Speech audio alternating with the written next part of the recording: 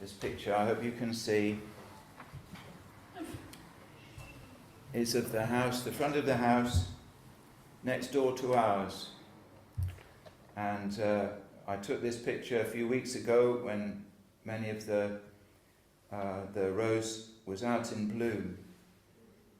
And our neighbour is a very good gardener. He knows a lot about gardening. And this is just one rose. If you could see, it's just one rose planted in the ground down here. But he is what's called trained it, so it will go up this side and that side and look very pretty, very beautiful when it flowers in the summer. And how has he done that? Well, he's put little wires on hooks in the wall, put wires across here and in these places, so that as the branches grow up, he can just tie the branches to the wires. And we have a similar thing on our house with a plant called a wisteria. But so the branches can be trained, gently trained to go in the way that he wants them to go, not to go all over the window, but to go either side of the window. And that's what gardeners do, to make things look beautiful. And that's, the Lord has given us these beautiful plants that we can use them in this way, hasn't he? But I thought of it, it's a bit like the Lord trains us. There's this verse, you may know it, in John chapter 15 and verse 1, where he says, the Lord Jesus says, I am the true vine, and my Father is the husbandman.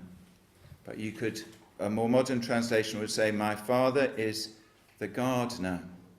He is the one who would train the vines in the vineyard along the probably like this, the metal, bits of metal, the things that they could train the branches along. And the Lord trains us, doesn't he? He gives us his commands to guide us. We might think at times, oh, what's the point?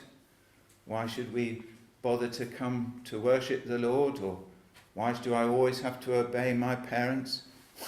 But the Lord gives us his commands to train us so that our lives in the end will look beautiful. He is gentle, he is careful, he's not going to kill us, but so that we may grow in the right way. And so it will be ultimately to his glory, and so that our lives will look beautiful.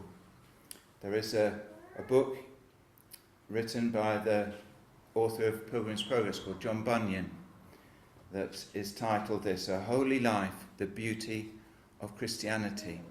And like a rose with all its beautiful flowers, so the Lord would have us to reflect his beauty, his glory, and trains us up gently, gently, carefully, carefully, in such a way.